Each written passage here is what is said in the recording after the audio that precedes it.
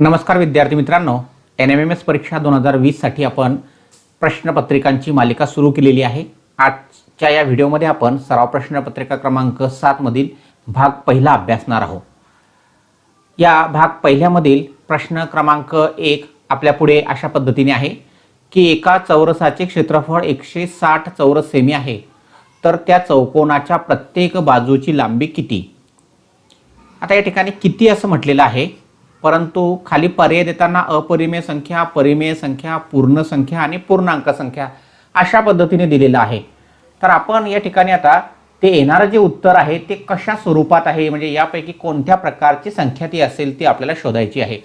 या ठिकाणी आपण हा चौरस जर काढला तर या ठिकाणी आपल्याला माहिती आहे की या चौरसाचं क्षेत्रफळ, कोणताही चौरस जर असेल तर चौरसाचे क्षेत्रफळ बरोबर सूत्र आपल्याला माहिती पाहिजे, चौरसाचे क्षेत्रफळ बरोबर बाजूचा वर्ग। मग आता या चौरसाचं क्षेत्रफळ बरोबर बाजू वर्ग असं आपल्याला सूत्र माहिती आहे। आता या सूत्रामध्ये आपण किंमत ठेवूया। सूत्र या ठिकाणी वापरल्यानंतर किंमत ठेवली, चौरसाचं क्षेत्रफळ 160 चौरस सेमी, म्हणजेच या ठिकाणी 160 बरोबर बाजूचा वर्ग। आता मला बाजूची किंमत पाहिजे, म्हणजे मला वर्गमूळ घ्यावा लागेल। मग आता या ठिकाणी वर्गमूळ जर घेतलं तर हे वर्गमुळात 160 जातील आणि या ठिकाणी बाजू येईल, म्हणजे या ठिकाणी काय झालं, बाजूची जी किंमत आली ती बाजूची किंमत आली वर्गमुळामध्ये 160। आता 160 ही संख्या कोणाचाही वर्ग नाही, मग अशा प्रकारची जी संख्या आहे ती संख्या असते अपरिमेय। म्हणजेच आता या ठिकाणी हे जे काही आपलं उत्तर आलेलं आहे वर्गमुळात 160 ही अपरिमेय संख्या आहे। या ठिकाणी आपल्याला जरी त्यांनी किती म्हटलेलं असेल तरी आपण ते काढलं आहे आणि ते काढल्यानंतर त्या संख्येचा प्रकार आपण ओळखला, ती संख्या आहे अपरिमेय संख्या, म्हणजेच पर्याय क्रमांक 1 हे आपलं या ठिकाणचं उत्तर असणार आहे। पुढील या ठिकाणी आपल्याला पुढीलपैकी असत्य विधान कोणते आहे ते ओळखा। दोन समांतर रेषांना एका छेदिकेने छेदले असता तयार होणारे आणि पुढे या ठिकाणी रिकामी जागा आहे, तयार होणारे पर्याय 4 दिलेले आहेत। व्युत्क्रम कोन एकरूप असतात, संगत कोन एकरूप असतात, व्युत्क्रम कोन पूरक असतात, आंतरकोन पूरक असतात।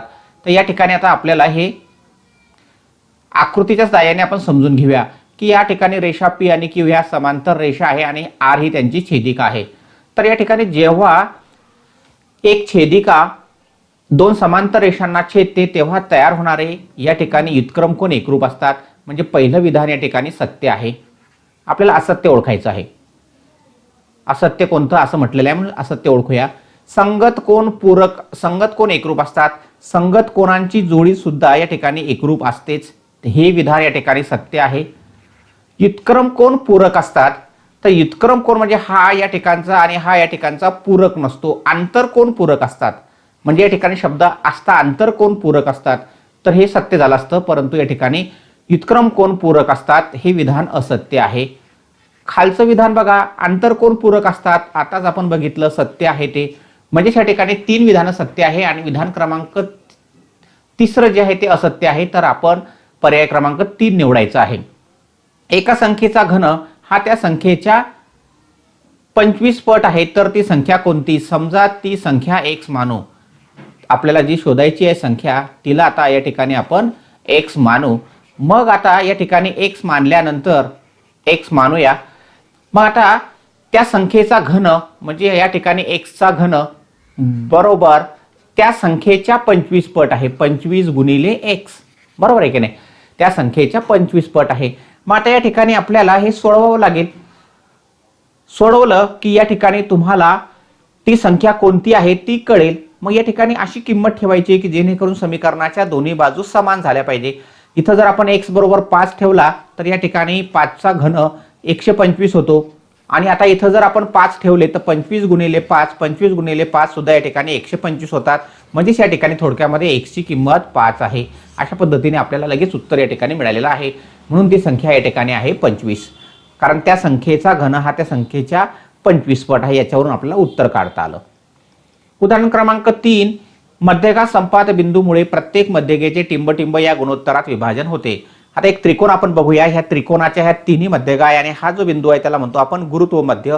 तर गुरुत्व मध्याचा गुणधर्म असतो की या ठिकाणी या शिरोबिंदू पासून तर या गुरुत्व मध्यापर्यंत 2 भाग असतो आणि या गुरुत्व मध्यापासून पुढचा जो भाग असणार आहे या ठिकाणी त्याला आपण d असं नाव दिलं। तर तो पुढचा भाग या ठिकाणी 1 असतो. म्हणजे ही एडी जर मध्यगा असेल तर या ठिकाणी 2:1 या गुणोत्तरात विभागतो. हा महत्त्वाचा गुणधर्म आहे. खूप आपल्याला या ठिकाणी याच्यावर आधारित उदाहरणं सोडवता येतात. 5वा प्रश्न आपल्या पुढे दिला आहे की 66चा वर्ग वजा 34चा वर्ग बरोबर किती. आता या ठिकाणी काही मुलं काय करतात, या 66 गुणिले 66चा गुणाकार करतात, त्याचं एक उत्तर काढतात. त्याच्यानंतर 34 गुणिले 34 त्याचा गुणाकार करतात, त्याचं एक उत्तर काढतात आणि मग त्याच्यानंतर त्यांची वजाबाकी करतात. तसं करण्याची काही गरज नाही, कारण हा या ठिकाणी एचा वर्ग आहे आणि हा वजा बीचा वर्ग आहे. मग एचा वर्ग वजा बीच्या वर्गाचे अवयव आपल्याला माहिती पाहिजे की एका कंसात ए अधिक बी आणि दुसऱ्या कंसात ए वजा बी. मग या ठिकाणी 66चा वर्ग म्हणजे 66 अधिक 34 होतील पहिल्या कंसामध्ये आणि दुसऱ्या कंसामध्ये या ठिकाणी होतील 66 वजा 34. मग 66 वजा 36 म्हणजे 100 आलेत आणि गुणिले या दोघांची जर वजाबाकी केली तर दोघांची वजाबाकी बघा किती येते. 7 ने 4 गेले तर 2, 3 ने 3 गेले तर 3च राहतात. म्हणजे 100 गुणिले 32 म्हणजे 3200. अशा पद्धतीने आपल्याला या ठिकाणी हे उदाहरण सोडवता येते. एक्स वर्ग वजा एक्स वजा 3.75 बरोबर, खाली या ठिकाणी 4 पर्याय तुम्हाला दिलेले आहेत. 4 पर्यायामध्ये तुम्हाला त्या ठिकाणी अवयव दिलेले आहेत. थोडक्यात ही त्रिपदी आहे. एक्स वर्ग वजा एक्स वजा 3.5 ही त्रिपदी आहे. 3.75 ही त्रिपदी आहे. या त्रिपदीचे आपल्याला अवयव कसे पाडतात हे माहिती असतील तर हे उदाहरण आपल्याला सोडवता येतील. आता या ठिकाणी मध्ये ऋणचिन्ह आहे आणि शेवटी या ठिकाणी ऋणचिन्ह आहे. म्हणजेच या ठिकाणी या 3.75 म्हणजे ऋण 3.75 आहे. या ऋण 3.75 चे 2 अवयव कसे असले पाहिजे, तर या ठिकाणी एक अवयव धन असला पाहिजे, एक अवयव ऋण असला पाहिजे. मग याचे अवयव आता या ठिकाणी बघा 2.5 आणि 1.5 असणार आहे, कारण सर्व दूर 2.5 1.5 दिलेले आहेत. मग या ठिकाणी 2.5 आणि 1.5 हा गुणाकार सुद्धा आपल्याला या ठिकाणी करण्याची गरज नाही, तो बरोबर या ठिकाणी 3.75 येईलच. ओके. आता हे मधल्या पदाचं चिन्ह मोठ्या संख्येला द्यायचं आणि त्याच्या विरुद्ध चिन्ह याला द्यायचं. म्हणजेच या ठिकाणी अवयव काय होतील तर x वजा 2.5 पहिल्या कंसामध्ये येतील आणि दुसऱ्या कंसामध्ये येतील x अधिक 1.5. असे अवयव बघा बरं कोणत्या पर्यायामध्ये दिलेले आहेत, तर पर्याय क्रमांक 4 मध्ये दिलेले आहेत. 2 मध्येही दिलेले आहेत, 4 मध्येही दिलेले आहेत. या ठिकाणी धन चिन्ह आहे, इथं धन चिन्ह आहे. म्हणजेच या ठिकाणी पर्याय क्रमांक 4 हे आपलं बरोबर उत्तर असणार आहे. एका रस्त्याचे काम 8 मजूर 15 दिवसामध्ये करतात. तेच काम पूर्ण करण्यासाठी 12 मजुरांना किती दिवस लागणार आहे. या ठिकाणी काय दिलेले आहे तुम्हाला, कामाचे दिवस आणि मजुरांची संख्या, म्हणजे मजूर संख्या असं आपण या ठिकाणी थोडक्यात म्हणूया. आणि दुसरा या मुद्दा दिलेला आहे कामाचे दिवस, संख्या आणि कामाचे दिवस. मग आता या ठिकाणी बघूया, तर पहिल्या गोष्टीमध्ये काय दिलं आहे, मजुरांची संख्या 8 असेल तर ते काम पूर्ण करायला 15 दिवस लागतात. आता तेच काम पूर्ण करण्यासाठी 12 मजुरांना किती दिवस लागतील, तर आपण समजूया x दिवस लागतील. आता या ठिकाणी मजुरांची संख्या वाढली की कामाचे दिवस कमी होतील. मजुरांची संख्या कमी झाली की कामाचे दिवस वाढतील. म्हणजे या ठिकाणी येथे व्यस्त चलन आहे हे तुम्हाला समजलं पाहिजे. मग व्यस्त चलन म्हटल्यानंतर या ठिकाणी गुणाकार स्थिर असतो. म्हणजे येथे व्यस्त चलन आहे हे आपल्याला समजलं की 8 आणि 15 यांचा गुणाकार आणि 12 आणि x यांचा गुणाकार समान असणार आहे. म्हणजे 8 गुणिले 15 बरोबर 12 गुणिले x असं समीकरण तुम्हाला मिळेल. 15 8 120 आणि हा 12 इकडे पक्षांतरित करून घेऊया. म्हणजेच या ठिकाणी शिल्लक राहील x. 12 1 12 12 10 120 म्हणजेच x बरोबर 10. म्हणजेच 10 दिवस लागतील. 12 मजूर जर झाले तर आपल्याला ते काम पूर्ण करायला 10 दिवस लागतील. बघा मजुरांची संख्या वाढली, या ठिकाणी 8 वरून 12 झाली तर कामाच्या दिवसांची संख्या कमी झालेली दिसते तुम्हाला. व्यस्त चलन आहे. 8व्या नंबरचं उदाहरण बघूया की एका समभुज चौकोनाच्या बाजूची लांबी 10 सेमी असून एका कर्णाची लांबी 16 सेमी आहे, तर दुसऱ्या कर्णाची लांबी काढा.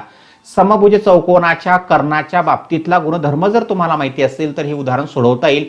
समभुज चौकोनावर आधारित उदाहरण हे परीक्षेला वारंवार विचारलेलं असते. तर समभुज चौकोनाचे कर्ण परस्परांना काटकोनात दुभागतात. म्हणजे हा जो समभुज चौकोन आहे तर या समभुज चौकोनाचे कर्ण परस्परांना काटकोनात दुभागतात.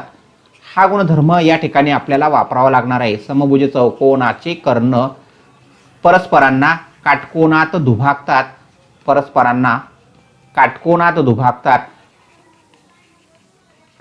हा जो गुणधर्म आहे याच्यावर आधारित हे उदाहरण आहे. याच्यावर आधारित उदाहरण तुम्हाला परीक्षेला विचारतात. मग आता या ठिकाणी दुभागतात म्हणजे काय, तर दोन समान भाग होतात आणि काटकोनी आहे.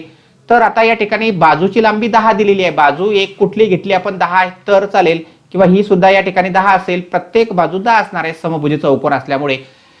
आता एका कर्णाची लांबी 16 आहे. मग आता कोणतंही एक कर्ण या ठिकाणी आपण याला नाव जर दिलं या ठिकाणी पी क्यू आर एस, तर कुठलाही एक कर्ण या ठिकाणी आपण 16 सेंटीमीटर मानूया. मी आता या ठिकाणी एस क्यू हा कर्ण 16 सेंटीमीटर लांबीचा आहे असं मानतो, म्हणजे ही लांबी 8 होईल, ही सुद्धा लांबी या ठिकाणी 8 होईल. कर्ण दुभागतात म्हटल्यावर दोन समान भाग होतात. आता बघा या ठिकाणी हा त्रिकोण पी, इथं कुठेतरी आपण नाव देऊया या ठिकाणी, तर त्रिकोण पी एम क्यू हा काटकोन त्रिकोण तयार होईल. मग या काटकोन त्रिकोणामध्ये पायथागोरसचं प्रमेय वापरून आपल्याला या ठिकाणी उरलेला जो बाजू आहे पीएम ती काढता येईल.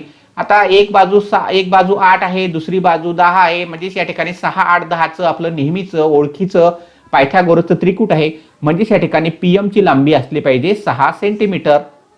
मग ही 6 सेंटीमीटर असेल तर एम आर ची लांबी सुद्धा 6 सेंटीमीटर येईल. मग दोघांची बेरीज करा म्हणजे कर्ण पी आर ची लांबी तुम्हाला मिळेल 6 अधिक 6 12 होतात. म्हणजेच कर्ण पी आर ची लांबी आहे या ठिकाणी 12. याच्यावर आधारित तुम्हाला कधी कधी क्षेत्रफळाचं सुद्धा सूत्र विचारलेलं असते, ते काळजीपूर्वक सोडवायचं आहे. उदाहरण क्रमांक 9 आपल्या पुढे याप्रमाणे आहे. एका चादरीची किंमत 200 रुपये आहे. एक फिरता विक्रेता या किमतीवर 5% सूट देतो. त्याला प्रत्यक्ष विक्रीच्या शेकडा 12 म्हणजे 12%, शेकडा 12 कमिशन मिळते, तर त्याचे एका चादरीवरील कमिशन किती? तर आता या उदाहरणामध्ये बघा किंमत तुम्हाला दिलेली आहे चादरीची 200 रुपये. मग याच्यावर तो सूट देतो. सूट आहे दिलेली 5%, म्हणजे आता आपण चादरीची विक्री किंमत काढूया.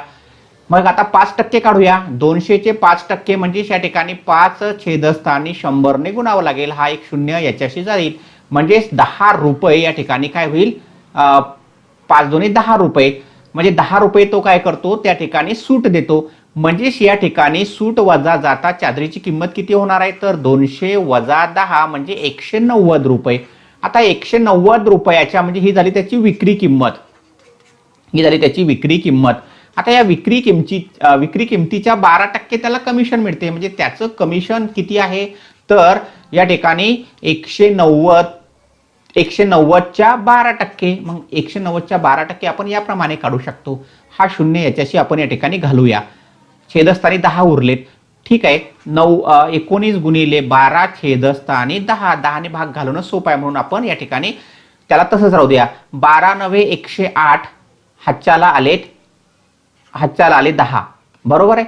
त्याच्यानंतर 12 1 12 आणि 10 22 आणि छेदस्थानी त्या ठिकाणी होणार आहे 10, बरोबर आहे. छेदस्थानचे 10, आता 10 ने भाग घालवायचा आहे म्हणजे 22.8 हे पर्याय क्रमांक तुम्हाला दिलेला आहे 2 मध्ये, पर्याय क्रमांक 2 मध्ये.